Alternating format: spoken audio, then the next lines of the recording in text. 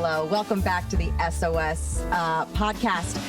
This is our after hours podcast, but first and foremost, we have a Patreon. So go on Patreon, check us out there. Check us out everywhere you find podcasts. Yes. Subscribe to us, rate, review us, because we want to reach more people and we love you. And this is our, like I said, our after hours podcast. Bless you to our dog. And we're going to be talking about aliens today. UFOs, government conspiracy, astral realms, went into a little bit of paranormal. This goes everywhere that I've ever wanted to go in any this dog is having a heart attack with sneezes right now. Okay, so today's guest is Chris Crutchfield. He is a visual storyteller, podcast host, actor, musician. He does it all. I've known him for a number of years, and he is truly the most thoroughly researched and educated person on all things conspiracy that I have ever met. Mm-hmm. And when I say thoroughly researched, I mean, this guy had six, 7 years just of the alien UFO stuff, but I think he's at like longer PDF files saved on his computer, like he goes deep in his research.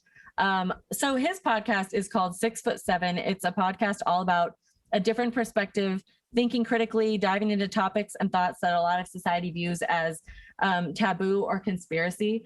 So if you want to go really crazy and deep into all conspiracy subjects, check out his podcast. One subject that he does talk about that we are like fully on board with and fully excited to talk about is the alien UFO segment. And so that's why we brought him on. That's what we'll be focusing on in this episode. And I cannot wait for you guys to hear. I know it gets wild. So without further ado, Chris Crutch. Welcome, Chris, to the pod.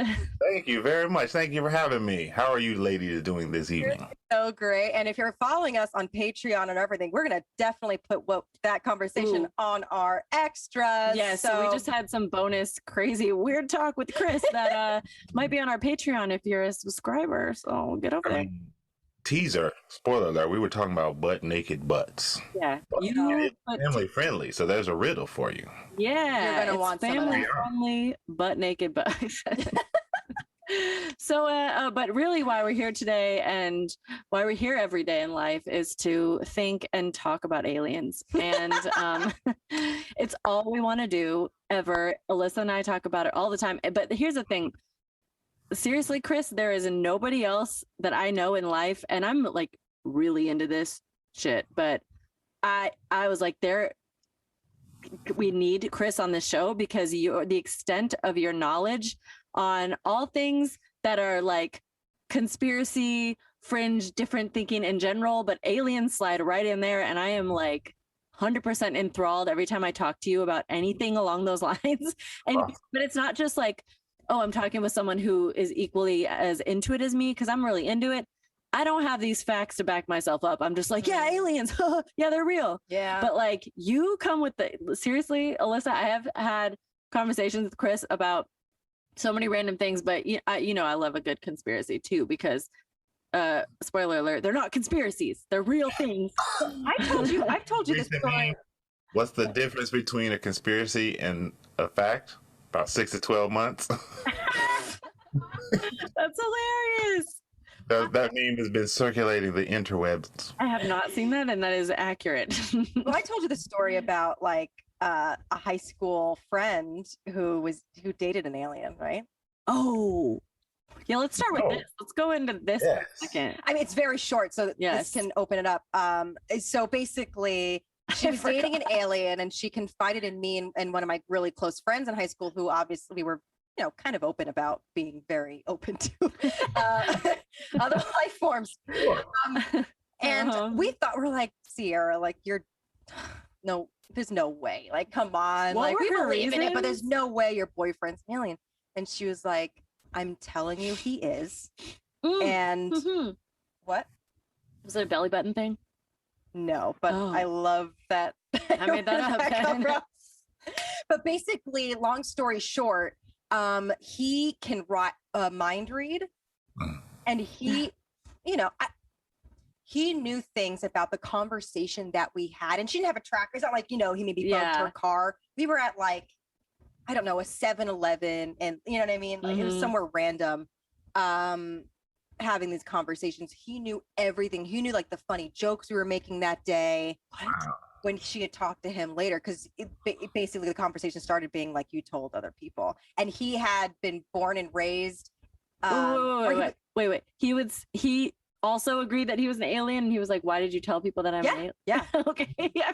It was like a secret that he told her, but like understood that she needed to confide in people. Like she was a pretty good friend. And there was like weird domes. You might see that there. I see them a lot in the West Coast too, but this was in Jersey, like these little dome homes. And like he was like, yeah, if you see a lot of them grouped together, like earth chips that I love. What? A lot of his community, wherever he came from, lived there. Have you heard of the dome homes, Chris? I haven't seen any dome. Well, we can get into that.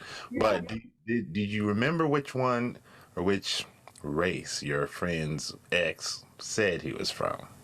No recollection whatsoever. Even if she had told us, I don't even think. Yeah, I have no idea. I wish I would tell you, and he erased your mind, or would you know the difference? Wow. See, I just remember it being really weird. I remember like this was like senior year of high school. I remember a freshman year of college. It got brought up again because they were still dating. And I remember being told something really creepy. Like, I think he might have known something that happened to me in college.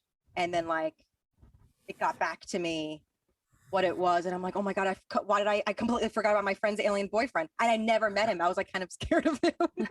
I was too scared, even though I'm fascinated, but that's my story. Like, I live in Roswell. Yeah, like actually. Yeah. That's actually a pretty cool story. That's cool. Crazy. I believe it because I know people who claim the same thing. Yeah, and I was actually like one of the last conversations I had with someone in LA about it. It wasn't the specific individual I was hanging out with was not the alien in question, but he had a girl over to his house. Was a guy. He's an actor, pretty medium famous actor. You might have seen him before. I won't drop names, but on the Patreon. We got talking about a similar subject matter. And the girl who was just over, I just met her that night. It was just his friend. It was me, him, her, and maybe one or two other people. She was like, this is true because there was some guy in high school who tried to date me and he claimed to be the same thing. And I was like, nuh-uh. And then he would talk to me telepathically. Like he could like look at me and talk to me. And she was like, it was fascinating but scary at the same time because he kind of had I think he liked her and she didn't like him at the time. So he kind of, she didn't say that he did anything inappropriate altogether, just that the fact that she knew he could get access to her without her technically wanting him to was enough to already make her spook like, But she was like, this is for real. Like, I know a dude and I didn't believe it. And then he proved it and I was like, and I was spooked out. But yeah, it's a thing. Theme, the telepathic that you've heard from people who say they are, or the theme? Well, the theme is simply that I'll call it a sixth sense, just because I don't really have another name to call it. But there is an additional sentient sense that some people have. Now, the first thing I want to say, because we'll get into the questions, but I really want to know how you define, like what you define it as. Because what I'm finding is that the alien conversation is very important to identify, are we on the same page in general terms? Because what happens is you start through the race and one person is thinking one thing, somebody's thinking a different thing. I know what it is, my friend. Hybrids, people who have human DNA as well as additional DNA, usually are the types of people who your friend in high school dated, or who the person who I knew in LA who was involved with. And these are people whose families are a part of a program. Just like he said, it's the reason that I can say it so straightforward and straight face, because they say it's so straightforward and straight face. Right. Like, I'm just telling you what this dude said. And then if he can read your homegirl's mind from across the room, tell me why that's not an alien. You know, like explain that if there's something more plausible. I'm here to listen. It wasn't like an FBI agent. This was like a 17, 18-year-old guy, you know, well. Right. And sometimes those people are groomed into things like the FBI or the CIA. Yeah. But not always. Sometimes it's like, imagine for a second you have the ability to influence control over certain people, and you can do so by using cheat codes like splicing genetics and totally talking telepathically, and y'all can't tell, you know, these types of things. You just manage the assets that you have in your portfolio. So if those assets are digital assets, cool. If they're genetic assets, it's a different hustle, but it's very much a hustle. And you know, it's not even a new hustle. That's what all these movies and all this folklore, and the whole reason we're still talking about it today is because something must have happened. Yep. I always tell people, let's make up something fake right now and see in 4,000 years how many people are doing podcasts about it. Right, exactly. And yeah. also, like, even stuff that we think is such crazy sci-fi visuals, like, just research deep sea animals, and I guarantee you there's weirder shit in there in real life than you've ever seen in like some sci-fi movie, and it exists on our planet. So then, I don't know, for me the thing is, like, I can't claim to know anything other than, if you want, you know, because people try to come against the alien argument and be scientific about it, but in reality, scientifically, it is so much more likely that there is other intelligent life with it. Like, it's actually mathematically really unintelligent to say that we're the only ones. Exactly. On top of the fact that everybody can admit we haven't even charted all of the oceans. Right. Right. Nobody knows what's in the Marianas Trench, really. I couldn't name it. I'd just be running and screaming. Yeah. Still discovering new species of, like, there's a bioluminescent shark that was like recently discovered. Just like weird. Crazy. Yeah, we don't even know everything. And so I have so many questions. I kind of just want to freeform talk because you are just like so deep in it. The freestyle. What do you think about alien abductions? Because there's a show. What's the show that I told you and Ryan to watch? It was Unsolved. Was it Unsolved Mysteries, and there's one episode on it. Did you see it? I've seen a lot of Unsolved Mysteries episodes. But I don't know, the alien one, I'm not sure. It's been a while since I've seen it. Or episode 8. It's like early on. It's a new season on Netflix. Oh, a new season.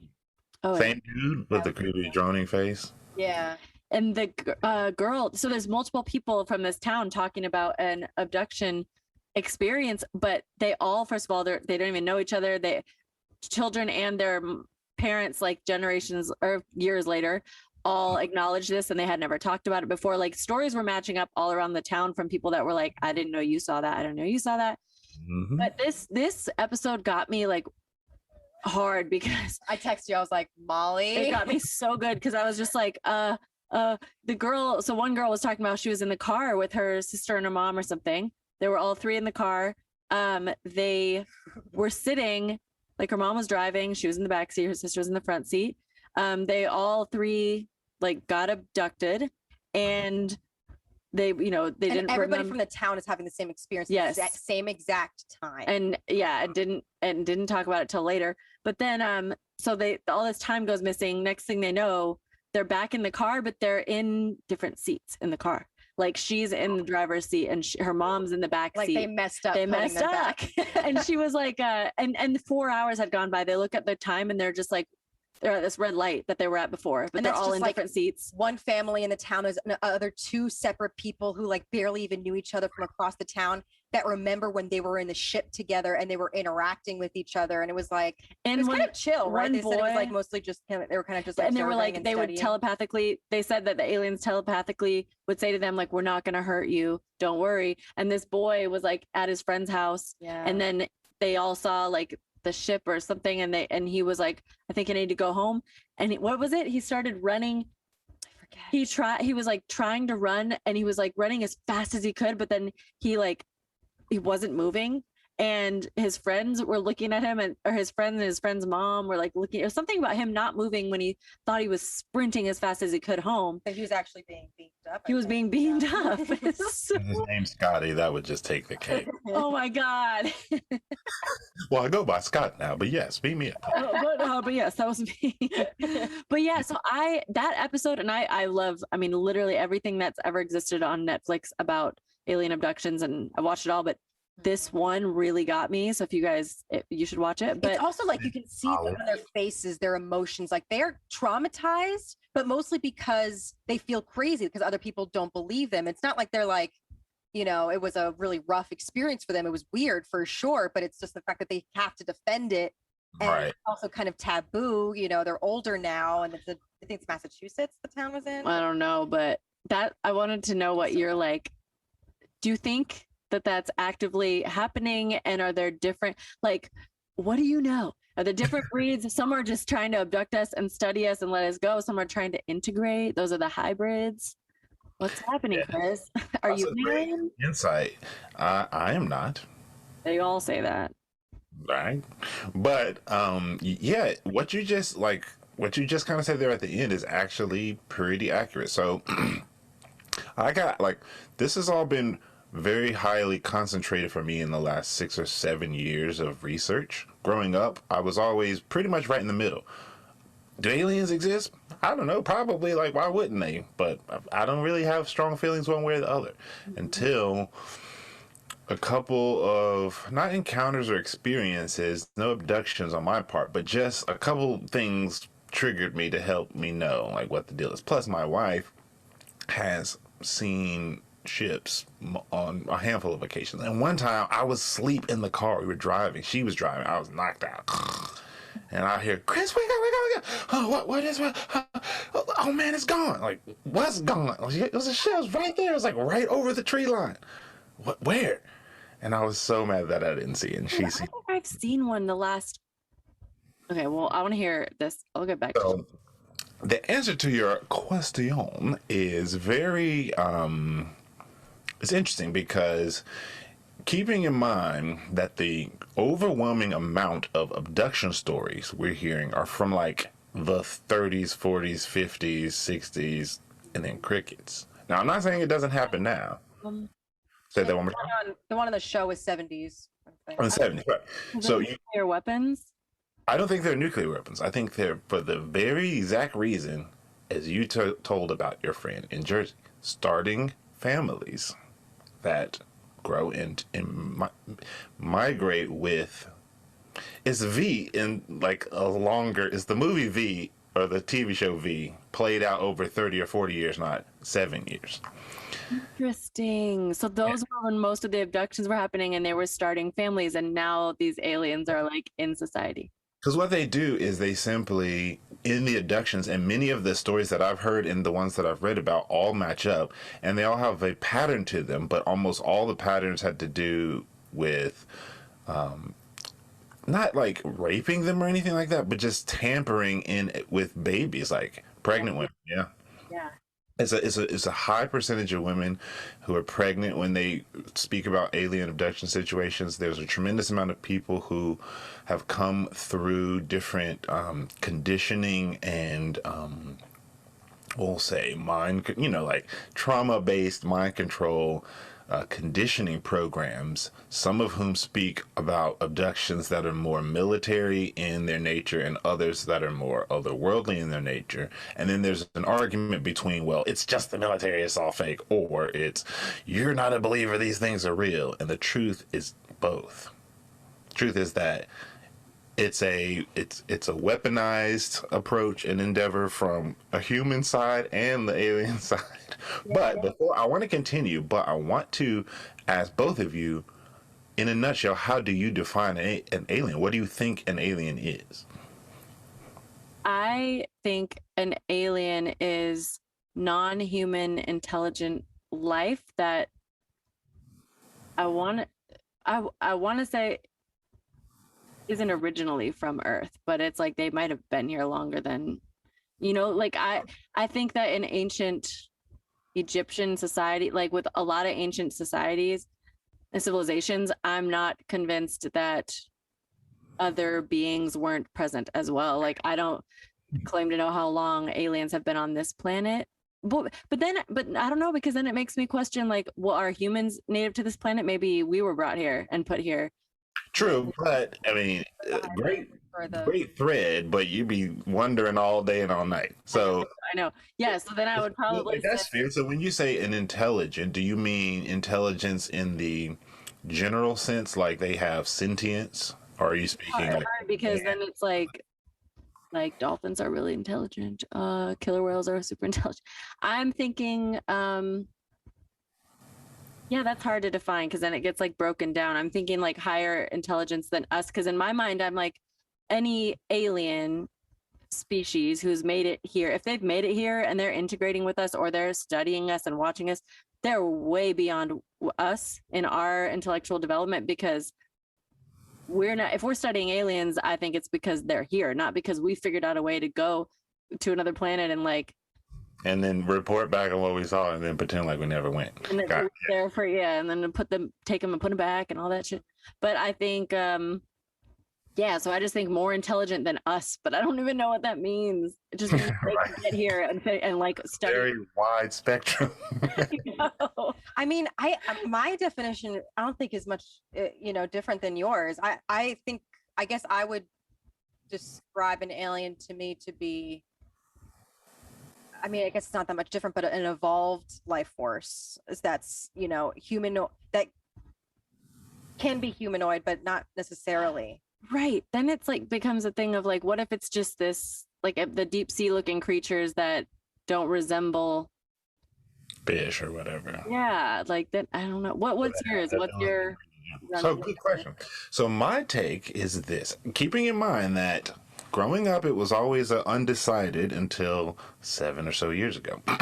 You know what happened. So nothing specific, no specific event, just a course of research that encompassed everything that we're not supposed to talk about, from weather modification to the moon, all things space and domestic and abroad. Disasters. Mm-hmm. Exactly. So I was told by someone I consider pretty wise that for as much of a heads up you want to know about the end times, whenever it is and whatever it's going to look like, the more you need to know about the beginning, because time operates kind of like a book, where the midpoint of time is, let me silence this, is the spine of the book, and the beginning and the end meet in this very kind of mirror-like, fractal-like kind of way.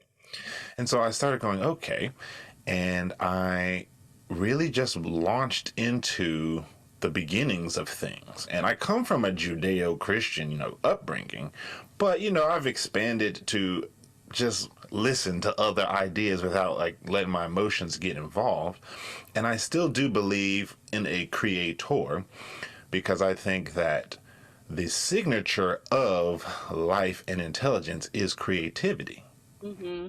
And one of the first things that I read, honestly, I can send you this document. It was a document that I read that really turned my corner on the alien thing. And this gentleman reached out to a reporter, and the document was written from the perspective of the reporter, but really just kind of like a transcript of her conversation.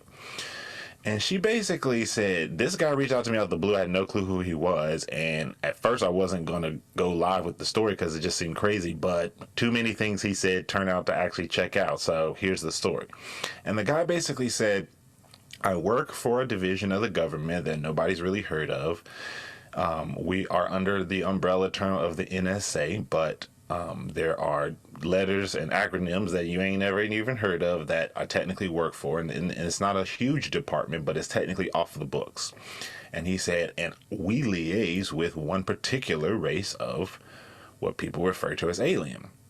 And he said, it's not a new thing. It's been happening, at least in America, since the 1930s. Part of what happened in Roswell was about saving face from like creating the story to tell people and then managing the real situation, because nothing happened. Like if we just go in the woods behind Molly's backyard and just make up a fake UFO crash, they're not going to be making TV shows about it in 70 years. I can guarantee you that. So it comes there. It's always that it comes from something, and the pattern seems to go that the powers that be go, okay, this is ours. They can't have to ask us to this. So what we're going to do is make some Hollywood, tell them that this is what happened, and then we're going to work in this other fashion. So the guy said something that stuck with me in this long kind of series of this book, or this kind of conversation, which was transcribed. And what he said was, they need us more than we need them.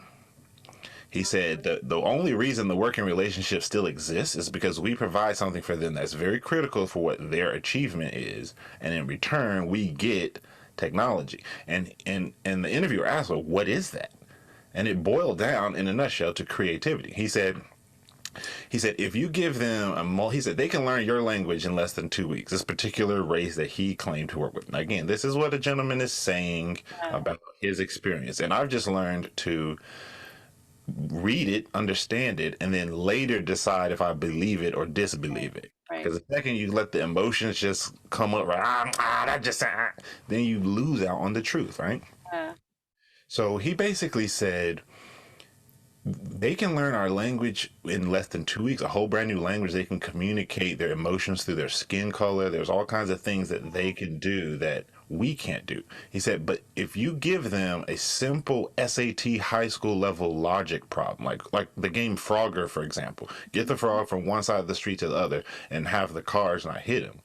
He said they can't figure that out if the answer isn't predetermined. So if you give them the answer out of a multiple choice of 10, they can work through each one.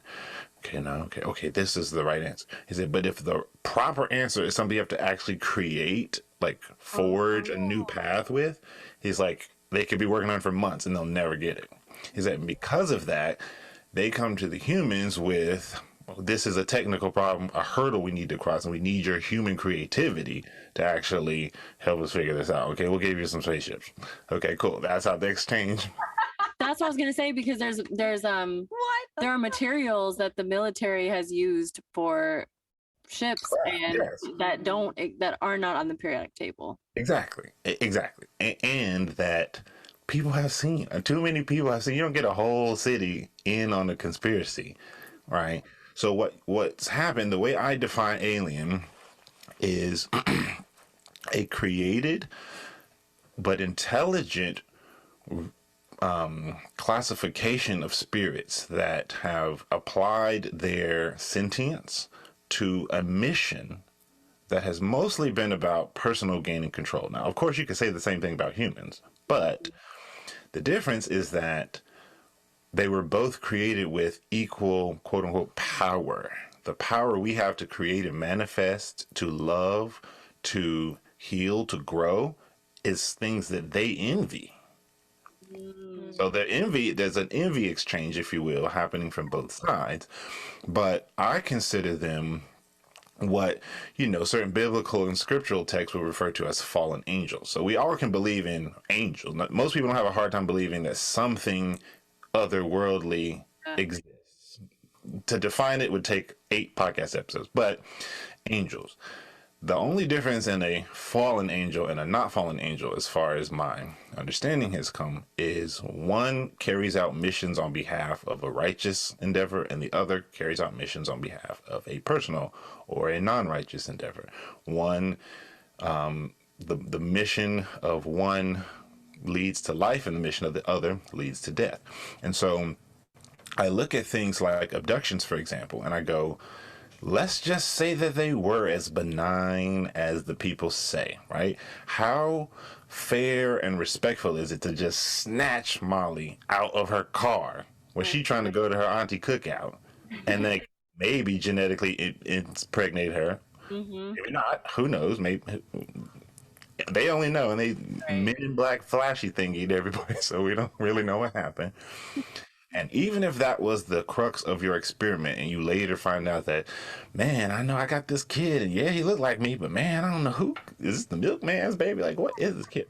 We have all the the fabric for figuring out this jigsaw puzzle, but piecing it together is the part that's faux pas, because Hollywood tells you what aliens are. And I ask people this question all the time. Where was the Hollywood meeting that said, hey, Molly, Alyssa, when we make alien movies, all right, when we make an alien film, the aliens have to look like this. They have to be gray. They have to have eyes that are shaped like this. Right? Where was the consensus that said, since your childhood up to now, anytime they talk about these things, they're going to look the same? Exactly. They always look the same. Or in Mars Attacks, and that made me want to die forever. That interpretation of aliens. Right? Or in the show, like the TV show The Neighbors, I thought was very... I watched Oh, that. yeah. I had a friend who worked on that show, by the way. That's how I found out about it. But yeah, The Neighbors is very actually pretty. Like, The Neighbors is actually one of those things. It's like They Live. It's like They Live in a comedy meets Alf kind of in a comedy. Yeah, interesting. So I define an alien, keeping in mind that that word is also legally used for someone who resides from a different country or jurisdiction, right? So we have synonyms for the word that exist outside of the realm of otherworldly folklore that are fully understand. Like if you from Germany and you move to America, you're an alien to this land.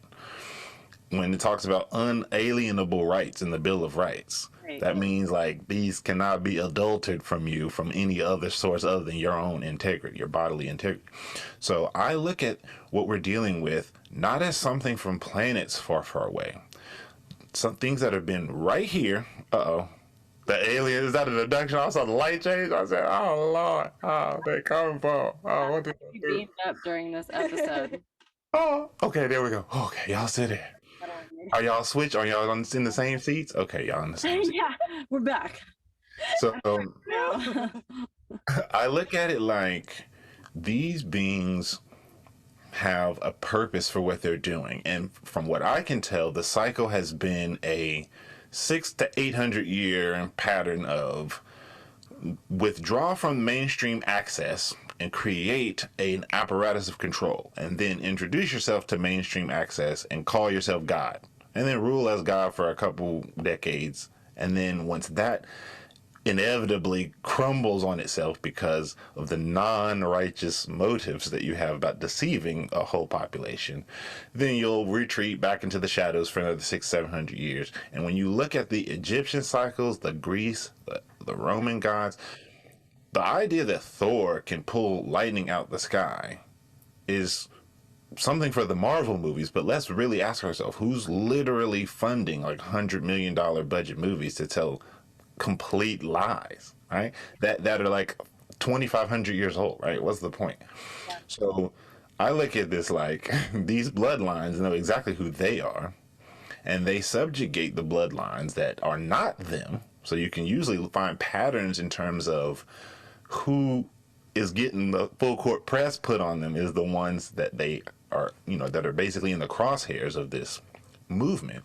But when you step back and you look at all the abduction stories and all of the kind of just folklore around Roswell or around anything that's related, like They Live, I thought was a really great allegory for it. The movie They Live, by the way, in case your viewers or listeners haven't seen that. I look at it like the only reason to use social programming is because you're conditioning us to perceive this in one way. Exactly. And it's across the board. It's not even with just the alien thing. It's with, race and with gender. It's like literally anything that Hollywood's cranking up the funding on is kind of what they're really trying to talk about right now. And in the 80s, 90s, and 2000s, that's when you had, your Independence Day? I mean, how many times have we seen premises? Like the other military, like bases. Of course, yes, all kinds of things. The Dulce base, all kind of crazy stuff.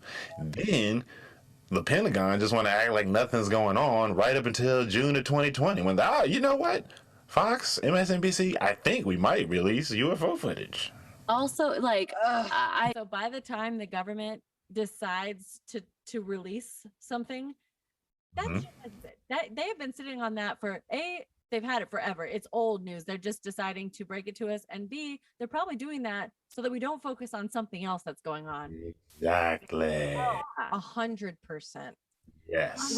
we're their puppets, and they're just Yeah. like, here, look at this shiny new toy. Where we're not going to be like definitive in how we explain it either. Like they're like, yes, we're going to release this UFO report. We're going to send, like, Obama like did so many press on like Right. late night shows to talk about this report, and all it really was things that like was already out there, right? I think I didn't like dive into it. You might have I didn't dive into it. I got a couple peeks into it, and I was like, got it. So y'all are filibustering. yeah, it's just like, yeah, there's like unexplained, unidentified flying objects. Right. And They it's literally like, just defined it. Identify them for us, please. Oh, it was your car. Oh my God. Okay. All right. and, like, what do you think about like the whole thing about Kennedy and Marilyn Monroe and him having like Oh. divulged alien information to her, and then she had to be killed, and he had, I think, yeah, so I think that Marilyn Monroe is an interesting case study, because one of the very first things that I ever started researching when I first got into my research was what people refer to as MK Ultra, this mind control program that extends from World War II. And I remember seeing several different authors basically saying that Marilyn Monroe represented one of the first public presidential models, which is a particular classification, if you will, and that there's been subsequent ones since her, but that any, like, with the ability to hack someone's life system in their body through trauma, repeated trauma, comes the ability to create and trigger artificial amnesic barriers. That is what the premise of this whole flashy thingy is. The way that they do it in MK Ultra is through electroshock to the brainstem, because a large part of our bodies are electrical.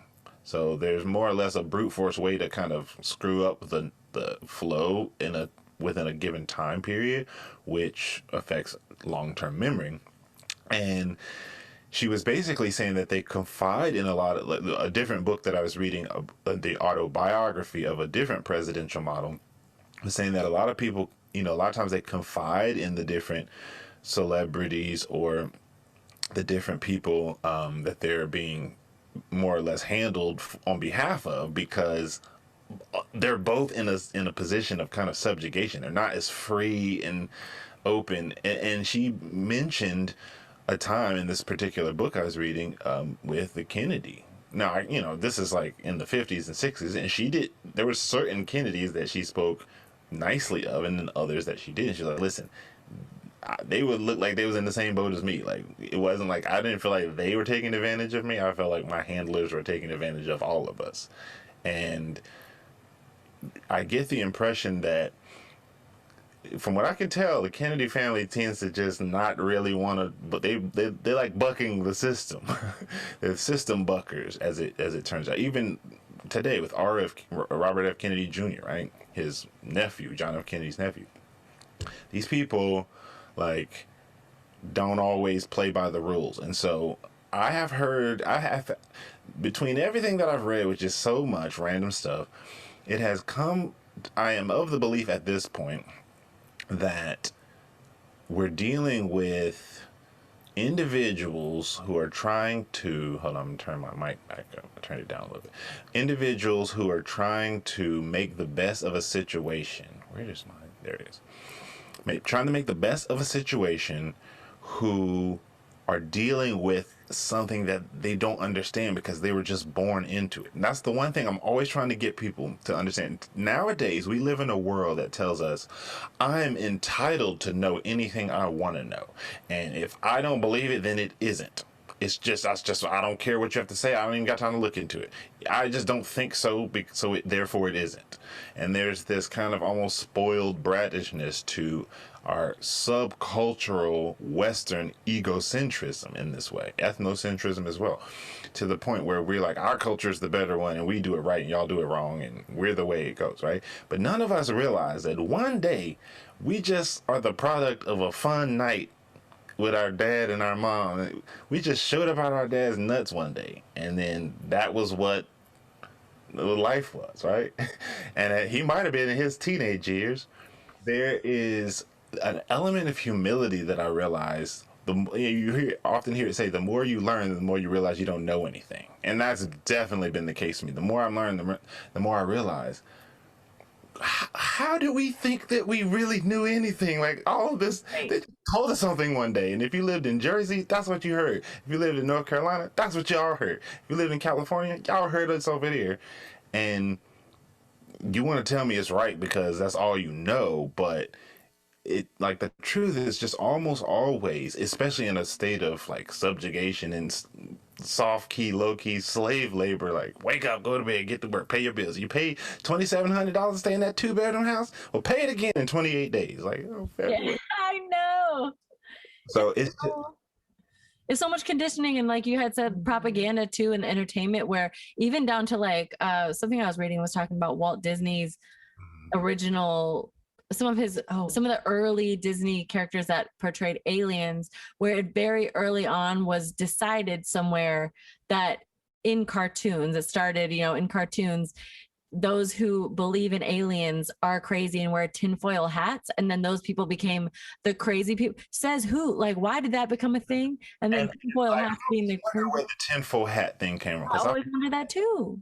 Nothing like any sort of folklore, like an apple a day keeps the doctor away. Don't walk under a ladder. Like, any of these sayings don't just like start up. Like, let's make up a saying right now and look in 7,000 years and see who's still talking about it. It's like sayings all beget realities in this way.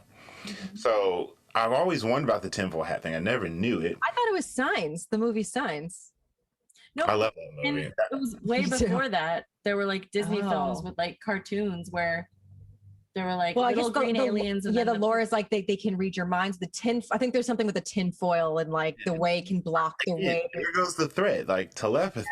Yes. That's that sixth sense. Again, I don't mean to speak of it in this like, oh my gosh, I'm so impressed necessarily tone. I'm just saying, I don't know how else to classify it other than to say a sixth sense. Like, speech is one of our senses. Hearing is one of our senses. So there is this ability that certain people have. So, like, at this point, I'm not I'm convinced that the purpose, my MO will say in life, is to love everybody that I can and to show love and respect to everyone. But at the same time, I do not by any stretch of the imagination believe that everybody on Earth is a human and we're all just equal in that regard. Now, again, from an opportunity standpoint, from a respect standpoint, yes. From a genetic standpoint, come on, like, no, not at all, right? And these are where these neighborhoods come from. Like, go to that neighborhood from your high school BFF's ex-boyfriend, the dome houses, and I guarantee you, if you follow that one generation back, you're going to have 75% of them have alien abduction stories or UFO sighting stories. That's what that is. And so, yes, there are very many subcategories. The one from that book that I initially read, they possess certain intellectual things, but not physical abilities. Send that to me? Yeah, I'll send it to you. Yeah.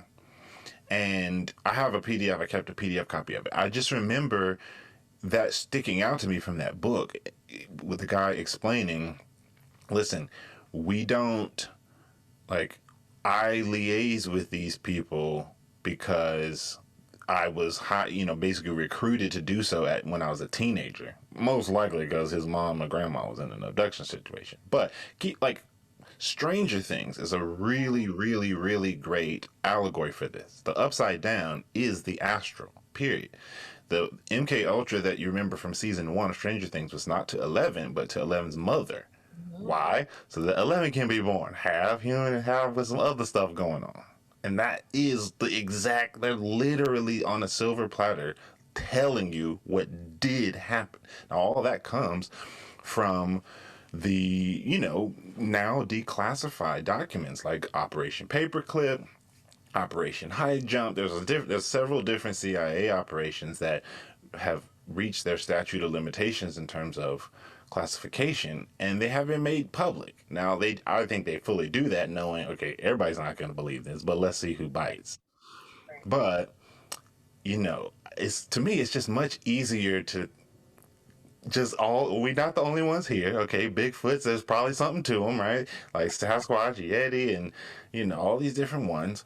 And so what I learned is that they are I believe mounting a strategy to return, I don't say return, to like step out from the shadows in the relatively speaking near future. Like in our lifetimes? Yes, yes.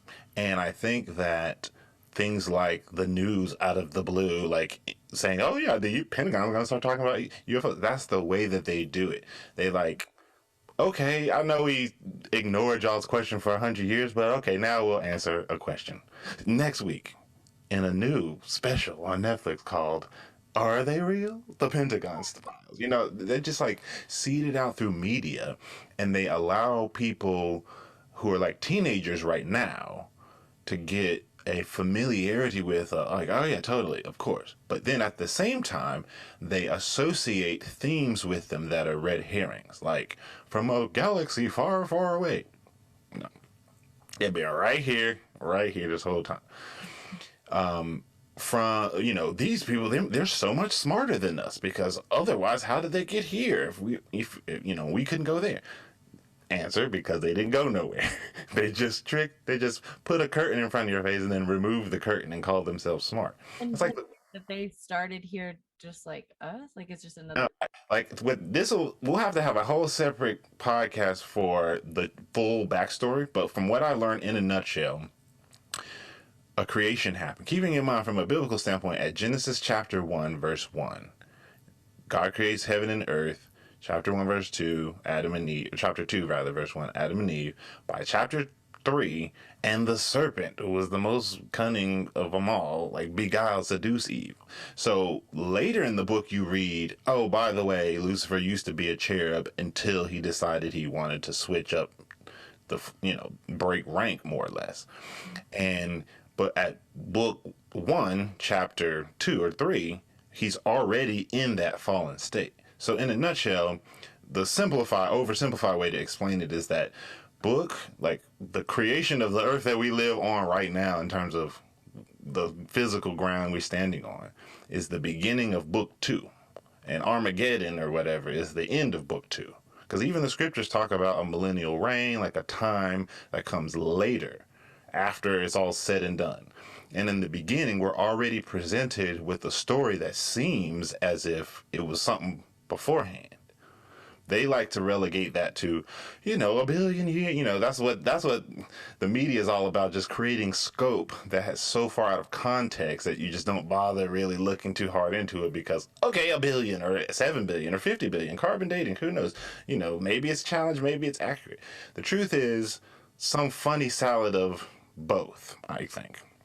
And this is why I think that the religions become powder kegs for the anti-religions, in this way where you either are science or you're Jesus, and don't pretend like the two can mix, when in reality one absolutely complements the other. And if you go back to Isaac Newton or Galileo, they're always like, I was trying to prove that God exists, and I figured out electricity, or I figured out, you know. So there's always been this acknowledgement of a greater than. Today's world is about telling you that you're God and there's nothing bigger, and the aliens are the only thing that's a little bit bigger. But the truth is, there's a rank, a creator, some beings that were meant to liaise between the creator and the humans, and then the humans that were really a new creation, and it speaks of it this way, that has a special relationship through things like prayer, meditation, fasting. Like, these are our connection to God, that bypass and in some cases outrank the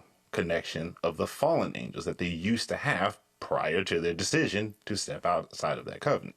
So because that exists from a backstory standpoint, when you get to the beginning, you see so much biblical, archaeological, folklore evidence for this same story. Beings fell. Some of them was ugly looking, some of them was pretty looking. They started getting it on with the women, and crazy stuff started happening from that point forward in history. You find I saw something just the other day where they discovered like a skull that was like, oh, there's actually a different human species that we didn't know existed, that existed before, and it was like a massive forehead, like it looked like It's like the like biggest 8-inch tall forehead and then a face. And it was like, oh, it was a very, very old species of human that we didn't know existed before. Did you hear about how they found it? No. So it was found in China, and it was I believe he worked in like the caves. This one dude in like the 40s. And he was young at the time, and he found it and he kept it. And I believe oh my God, I'm trying to remember why. I think he was like slave labor. And so he kept it and hid it up until like 3 years ago. He was about to die, and he told his grandson that he had this skull. That's awesome. And so if listeners are listening and they find a skull, do that. Don't tell any authority. They don't snatch it from you and murder you. You never know. Yeah, he was like, yeah. He just told his grandson. His grandson was one that's like, see, species. Yeah. What that is, if you ask me, is, and again, what they're always doing is acknowledging the truth and twisting the narrative of the truth to present something that does not challenge the illusion of the matrix that they've built. So it's never about a full-on lie. It's about a deception. The difference in a lie and a deception is a lie is an untruth. A deception is a series of truths strung together that lead you to a destructive end. And they both end in your destruction. The difference is just the method. So I fully believe that we can say a different race of humans for sure, but I look at it like humans that it cohabitated with non-human things, and we have evidence for that. And it's not as old as they make it seem. They got everybody out here thinking this was from like 80 billion years ago. It was from like 700 years ago. In textbooks, we were talking about for one of our episodes, but textbook imagery from the civil rights movement they do in black and white, even though it was color photos existed in that time. But then they'll put, like, if it's a textbook subject on a different matter from the same year, they'll put it in color, and it's like making kids think like, oh, this was so long ago. Like, that's actually, I never knew that. That's fascinating, because this is how you control societies for 600 years in the shadows, and then step forward and then claim you're God.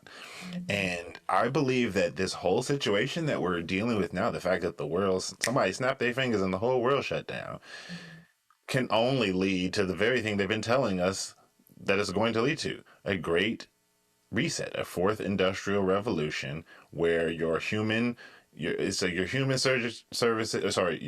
physical identity, your digital identity, and your biological identity are tied together. This is Klaus Schwab saying this, right? The leader of the World Economic Forum. So when he says that, sounding like Dracula, standing there looking like Darth Maul or whatever from Star Wars, I kind of pay attention, not because I think his actions control my life in a micro sense, but in a macro sense, he snaps his fingers and a handful of others, and here we are. So I look at this like they're telling us that the aliens are now a thing when they haven't. They have all kinds of people are itching to really connect to something real again.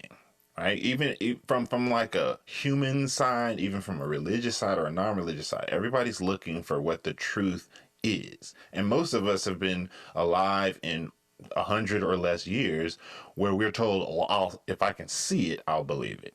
Where visual sight is confirmation of belief in this kind of unique way that's not necessarily been true for antiquity leading up to now. I mean, I'm sure in certain cases, but not altogether.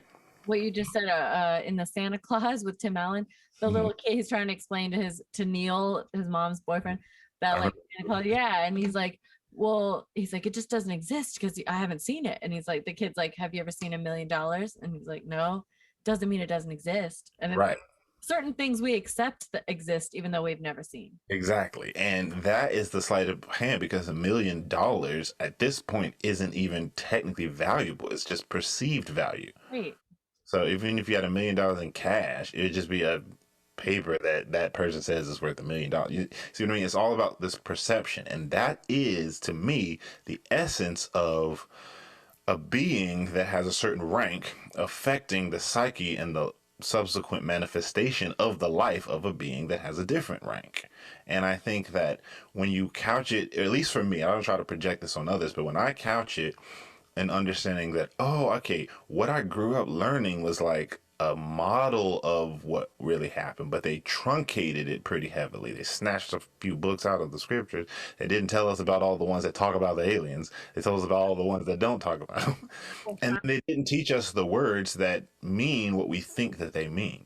Even in the Bible, when you look at Nephilim, Rephaim, Gibborim, Anakim, these are them saying this was not a full human being right here in this chapter. But nobody teaches you that that's what that means. So you just read it and it's like a Bible verse and okay, I said okay. And you go home and you color it in the coloring book of Noah's Ark and the Jonah and the whale and all these things, and they become disconnected over time from the reality of what the story really represented. It becomes like a model of itself. Art and pop culture is kind of like that today with music. Like, I spent 30 racks, I got 30 stacks riding in my Benzo. Like, you have a Toyota, bro. That's not your Benzo. You see what I'm saying? It's like, yeah, okay, it rhymes, but you literally don't have that car, so you can't technically say that line and make it doesn't mean anything since it doesn't actually mean it. But the alien thing, I think, is gonna come. There's something gonna happen in the near future. My hunch tells me that validates those to a large degree, but in the good cop, bad cop type of play, where you have the benevolent beings of light that just look like they're from this, they look like they're angelic still because they represent groups or families from a specific rebellion that did happen. So when you see these women, I've seen several people like, I am Arcturian, I am a Pleiadian, I am a Saurian, like all these people who straight up claim like my bloodline comes from the Andromeda galaxy. It's not a thing. It's like I grew up like this, and you hear them talking like, well, you look pretty regular, you sound regular, but I don't. But like people will couch that in these extremes, like, oh my gosh, you are to be worshipped, or this lady's crazy, she took some LSD and she's just popping off, right? And the truth is somewhere in the middle almost always with all of these topics and discussions, because the only way you get people to fight and you control people subsequently because of their lack of focusing on who their true enemy really is in the equation is to kind of like give him okay, you can have the truth this week and then we'll tell you a lie and you fight him because of it, and then next week we'll tell you some of the truth. Yeah, exactly. And I think that the alien thing is one of the big ones because it needed to be, it's like the best hidden in plain sight thing that could possibly happen. And it also makes hidden in plain sight makes me think about like whenever, so in recent months, there have been 2 or 3 nights when I've been driving home and in the same place in the sky, I see a massive, like, it's not like, oh, what is, it's a massive thing. And it is like, it is, so for the first night I saw it, I was like, is it a blimp? Like, what am I, and I'm looking, because the shape is weird.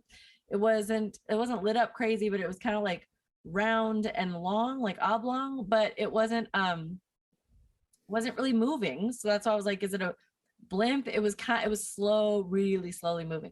And then I saw and so like for scale in the sky, it's kind of hard to like, how close is this actually big, or like, and like, or is it just where am I?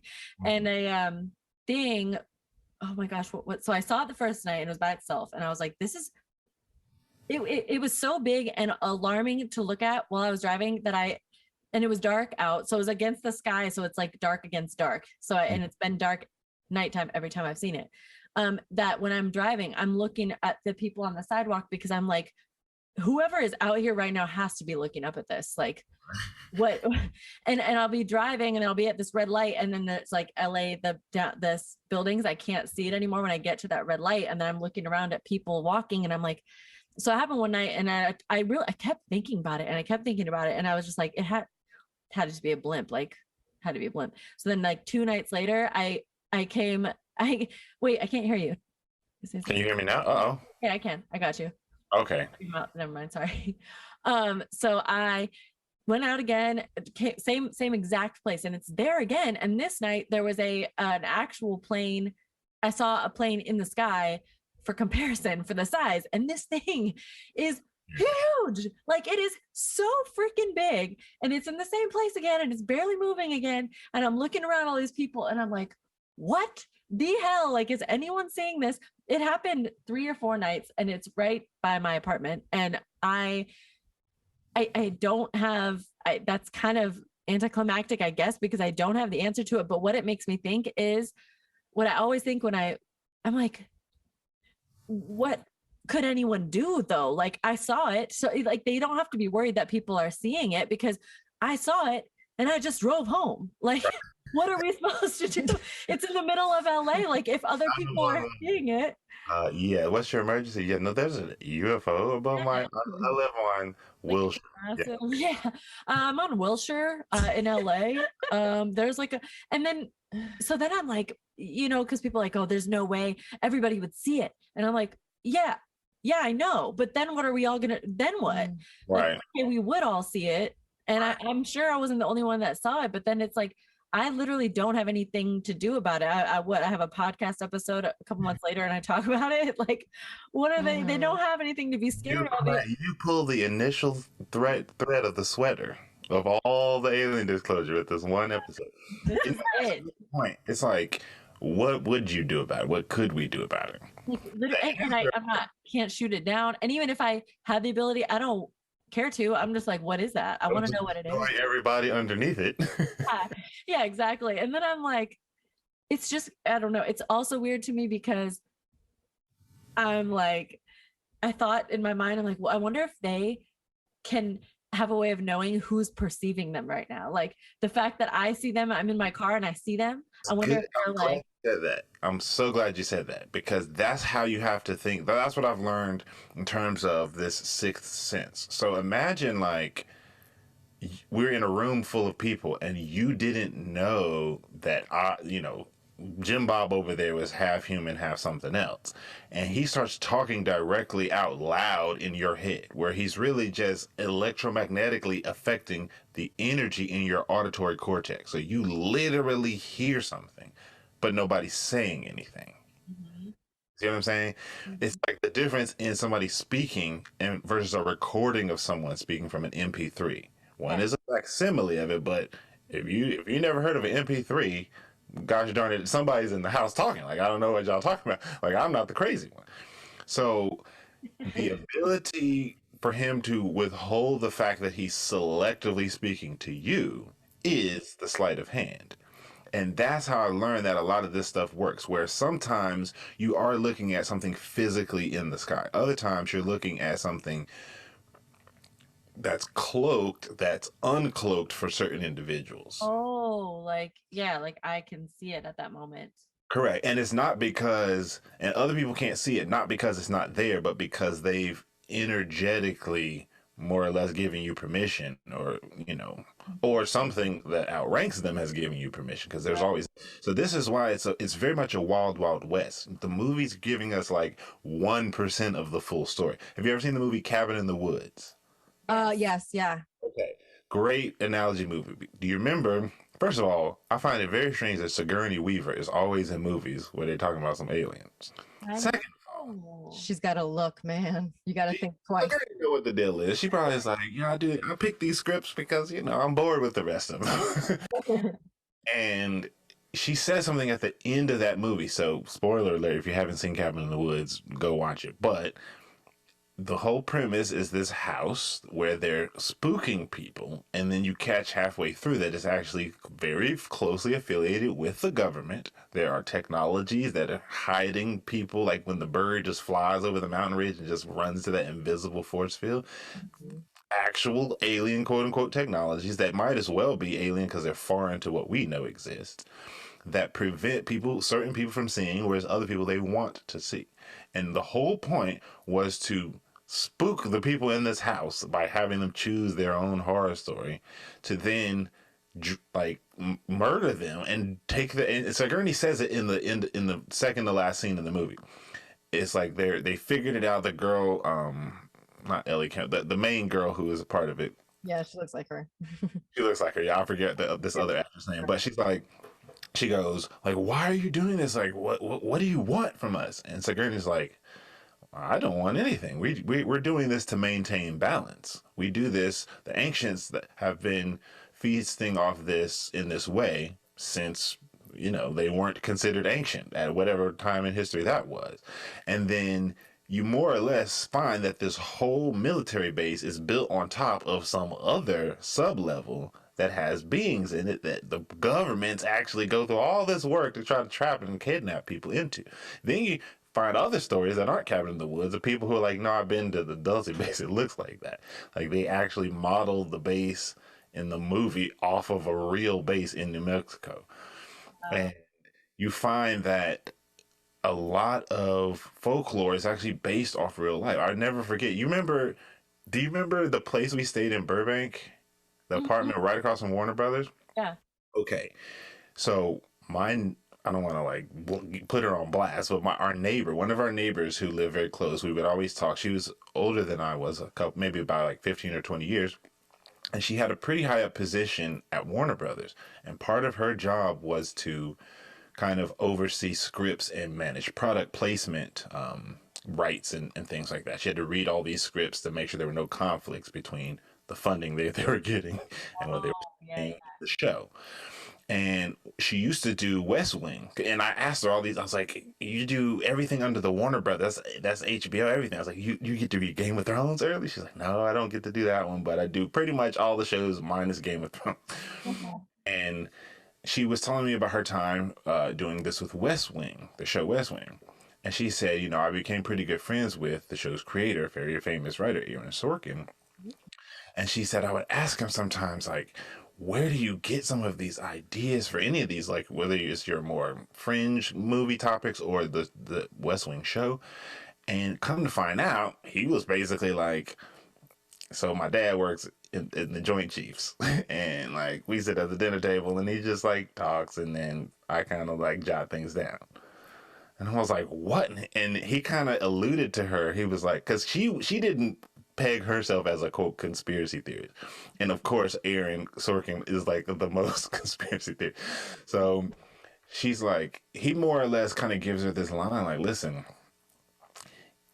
it's more fun over here, but it's more scary too. So there's a lot, like, if you don't really want to know what's going on in the world, it's okay if you're just not in it, because once you get in, you can't unknow. And some of the things that I know are just heavy, is what I'm paraphrasing, but more or less what you told her.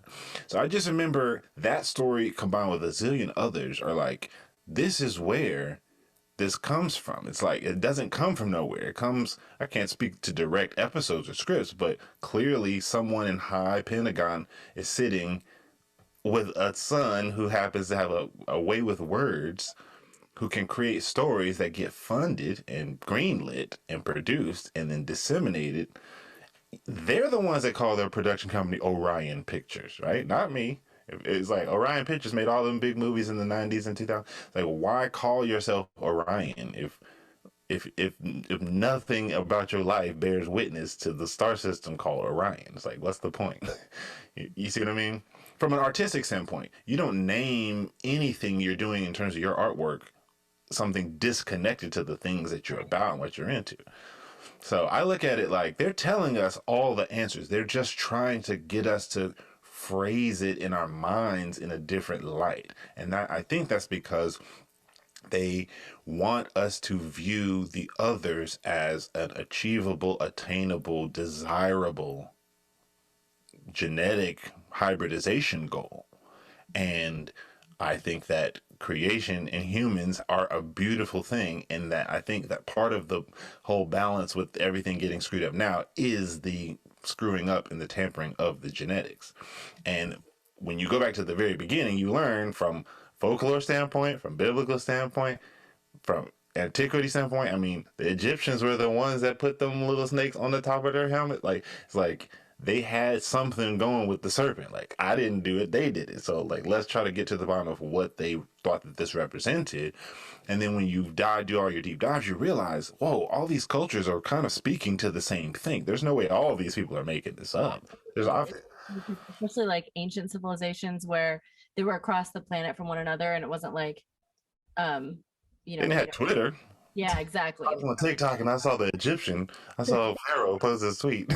Look at a lot of the stuff in like ancient Mayan civilization and then ancient Egyptian, and there's a lot of Similar here. all different things, but talking about the same thing, or a lot of like similar worship traditions or like beliefs, or even like you said, like myths and fables, and are just like They belief. line up. Right. Yeah, they line up. And then ask yourself, you remember what I was saying earlier. They withhold themselves for a period of time, then they pull some lightning out the sky, make the ocean fly up in the air, and then they claim to be God. Mhm. And as far as the people in front of them are concerned, Yeah. well, darn it, maybe you are God. Like I can't pull no lightning out of the sky like that. And so they use that to subjugate and rule. That always ends up in this crazy kingdom empire that rules the world and then crumbles. Yeah. It doesn't turn the world more righteous, more better, more loving. It turns it more evil and greedy. And it's not that the world is like that. It's that humans are good. I fully believe humans are innately pure and full of love and full of light. But there's something detracting from that over time. And the thing that makes the most logical sense is that there's a genetic deviation away from creativity, life, love, all these things that are pure, that is represented, I think, pretty perfectly in the concept of God versus Satan. But then you get the whole religious, then that's a whole separate conversation where people subjugate a section of that truth and then exploit it for money and control and all these types of things. But what they want you to do is go, I believe it all and nothing can be other than this. Or I don't believe it all and I'm a blank canvas and I am God. And I think that when I say they, in this episode, we're talking about the otherworldly beings. Right. What really have people do is create an environment in their own life whereby they miss the key opportunities of why they're here on this earth. And I think that part of the magic show is about doing that. They're like, oh, look over there and watch the water splash into the air. Oh, cool. I'm Thor, Poseidon. Yeah, call me Poseidon. You're like, oh, I've got a pitch. I got a fork for my salad. It's only got 3 prongs. Call me Merlin. You know what I mean? It's like, it's this cartoonization of beings that when you really get into the story, these were like, they like raped, pillaged, and subdued. These are like, if you met them, you're like, that's kind of cool, but like, I wouldn't want to hang out with this dude on a weekly basis. So I just get the impression that we about to see some fireworks, and I think that it's going to like, and the only reason I say that is because they more or less say that in some of their own manifestos. It's like, I consider myself a part of this bloodline, and if the color has a blue on it associated with it or a white associated with it, then it's either hybrid or it's not human whatsoever. And so then you see these people later write proclamations around 1871 where they say, we want to take the Zionists and the Muslims and have them fight each other until they're exhausted from it. And then we want to take the Christians and the atheists and have them fight each other until they're exhausted from it. And when everybody is exhausted from fighting, then we'll step in and reveal our true selves. And up to this point, nobody's really fought that hard. Humans love each other. Like, brown people don't really hate white people and vice versa. The average Muslim doesn't hate the average Jew, really, and vice versa. It's just medium projection. So I look at this like, all right, time's ticking, because they got CNN over here talking about, oh, the Pentagon is set to release UFO footage. Why? Just let it go. Just come out and say what we already know. Half of us have seen them. And these abductions, I think, are about stacking the deck with that other sixth sense, whatever that is, whatever we'll call that eventually, that gives them a communications channel and an influence and a predisposition for when the arrival's time is there, that they have more recruits than they otherwise would have. Because truthfully, I think humans would be more than happy to forego any actual true alien presence aside from the what already exists, which has gotten us up to here, to this point. Chris, thank you so much for joining us. Thank you so much for divulging all the secrets and intriguing us even more, because now I feel like maybe we should change our entire podcast subject matter only about aliens from here on out. And ghosts too. Yeah. The realm, the astral realm, because I mean, it intrigues me so much. It's so endless. It really is. It's fascinating for sure. There's an allure to it that I think has a draw. And I always leave people with, like, you know, I always perceive with a lot of trepidation in that area. I'm very curious. I'm a giant observer, but I don't partake or practice these things because I've just heard from too many people that touched the fire and got burnt by it. Like, don't touch the fire, just look at it. So I think that if you were to do a spin-off podcast, a late night podcast. Oh my God, After hours, yeah.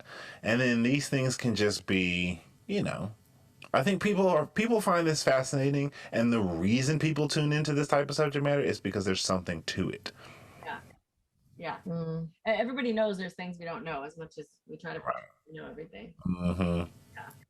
Yeah. So thank you. Thank you so much. Thank you for having me. I appreciate it. This has been I had a really amazing conversation. You ladies are brilliant, and you added some great things and great insights. And it's nice to officially meet you, I guess. Yes, you too. Thank you. Oh, yeah, we go back. I done know Molly for a minute. It's been a minute, you know. We kicked it a couple times. She been to the house. You came to. I remember meeting you at a house party in like 2013 or something. I'm like, who is this? No, I remember you. I remember meeting you at Hotel Cafe. Oh yeah. And you were the only person who played the real piano at Hotel Cafe. I'm like, why they have a whole actual upright and nobody plays the upright? Like, what the heck? There's an instrument here, and y'all want to play some keyboards. It's not even a Nord. It's like some Casio. Yeah, it wasn't even a Nord. I would play a Nord over that upright any day. Honestly, Yeah, you're right. So good question. Like, why is no one else using it? right. And then we talked about how A minor was your key of choice and how all these things. Yes. Yes. And then saw your guys' place in Burbank. And then I also met you at Steph's party one time. Mm-hmm. Good times. Everyone, we don't care. Good times for all y'all people who don't know the inside jokes. Remember that time we did that thing? It was crazy, right? Yeah. Thank you so much, Chris. You're very welcome. Have a great evening. Thank you so much, Chris. Thank you so much for coming on here. I hope you guys learned a lot. I hope you guys can digest that shit right in your journal. Yeah, I hope you learn how Meditate. much you don't know. Yeah. And then you just Google stuff. Yeah. And if anyone wants the PDF file that he said he would send me. Oh, yeah. If anybody wants that, DM us. DM us. We'll hook you up. So shout out Black Lives Matter. Yes, Black Lives Matter. Again, we're on Patreon. Mm-hmm. Please check us out. Shout out to Nija and Steve, our OG patrons. Subscribe to us on YouTube, on Apple Podcasts, Spotify, anywhere you find podcasts. We are there. And rate and review us because it helps us reach more people. Yes. And I'm Molly Cottrell. I'm Alyssa Rosano. Here's to turning meltdown into magic.